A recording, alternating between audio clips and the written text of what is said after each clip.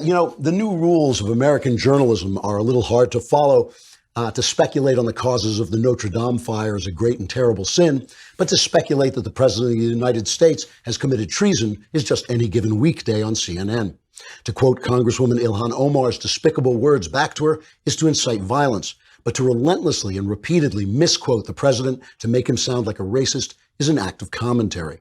To question the likely malfeasance of a powerful federal law agency like the FBI is to undermine America's faith in its institutions, but to denigrate the character of the Attorney General because he called spying is to speak truth to power.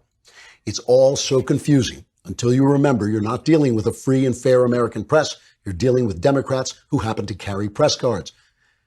They call themselves journalists while they embarrass the name and the profession. The Mueller report is scheduled to be released tomorrow. The press and the Democrats, but I repeat myself, are already spinning it every which way, but the one way that tells the truth. The FBI spied on an opposition presidential campaign. And right now, there's every reason to believe it was a political act without due predicate, a major scandal which the Democrat press covered up. This thing with the Mueller report is amazing. The lead up to this report, it comes out tomorrow.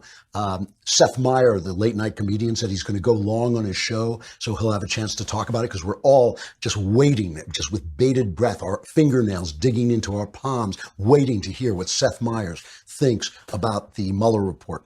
It is just incredible. Look, the thing is, there's not going to be anything in this report that shows that the FBI didn't use Christopher Steele's completely unbacked up document paid for by Hillary Clinton and the DNC. There's nothing going to show that they didn't use that to get warrants. It's nothing going to show that they had a real reason to have a special counsel in the first place. They're going to go and look for obstruction of justice, but that's a completely ridiculous charge because all the president has done is use his power to fire the people he wanted to fire, which is no way an obstruction of justice. They're going to spin it and spin it and spin it. And the way you can tell is that they're spinning it already. And this is truly despicable. You know, Bill Barr, William Barr, the Attorney General, has had a long career. It's been completely untouched by scandal. When he went into office, they said, you know, he's not a political appointment. Donald Trump did a good job. Even the left was saying that. Now suddenly, because he called spying, right?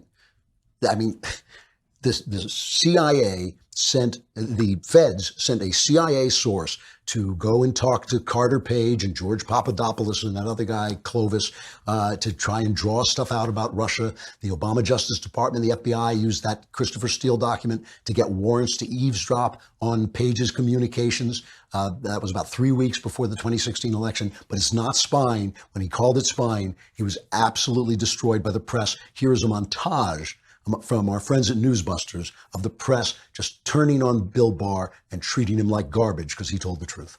Democrats in Congress are on guard after today because the top lawyer in our land sounded like he was protecting the boss.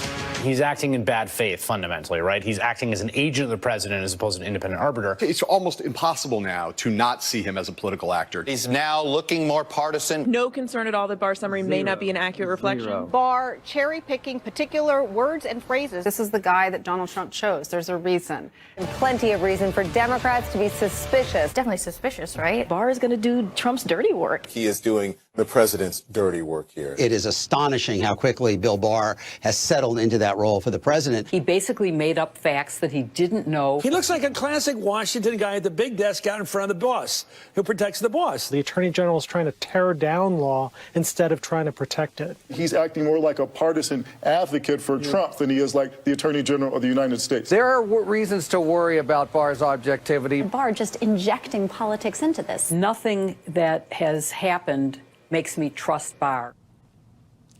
You ever watch those cop shows like the old one, NYPD Blue, or The Closer, that kind of focus on the way cops treat suspects to elicit confessions from them? And as the guy talks and talks, more and more of his personality comes out, more and more of his guilt comes out. That's what you're seeing in the press. Not one of the people you saw there, not one of the voices you heard there, thought to ask Christopher Steele, thought to ask themselves, does this Steele document have any backing? Not one of them thought when they were getting leaks from anonymous intelligence sources, why are they leaking this to me? Not one of them did what those are things that a journalist would do. Any decent person would say, I really hate Donald Trump Am I treating him fairly? Am I doing the right thing here? I really dislike this guy. He really triggers me. Am I treating him? Am I using my power in a fair way where I'm serving my audience by telling them the truth? Not one of them has done any of that. And this nonsense, this absolute blithering, unjournalistic nonsense that we mustn't question the motives of the CIA and the FBI because that undermines the people's confidence. That's about as the confidence in their institutions. That's about as plausible as we shouldn't speculate about the cause of the fire in Notre Dame. I mean, that is the kind of thing where you know exactly what they're thinking. They're protecting themselves. You want to hear like a guy who looks like a perp about to confess in one of those cop shows? Listen to Joe Scarborough discuss the Mueller report and the FBI investigation before he knows anything. Not only was there not any evidence whatsoever of that, improper spying or surveillance or whatever they want to call it, there's actually a lot of countervailing evidence that everything that was done was proper. Because again, 5 federal judges approved the warrant. They were all Republicans. You had Republicans all around this process that were saying, yeah, this is something we need to look into. Everything was done by the book, and there were procedural safeguards, something that Donald Trump hates. Everything was done by the book, Joe knows, because all of these judges were lied to. None of them were told that the Steele document was a piece of Oppo research that was being used as evidence for wiretapping American citizens. I mean, nothing to see here at all. There was not even a crime. The special counsel is only supposed to be appointed when there's a crime to investigate.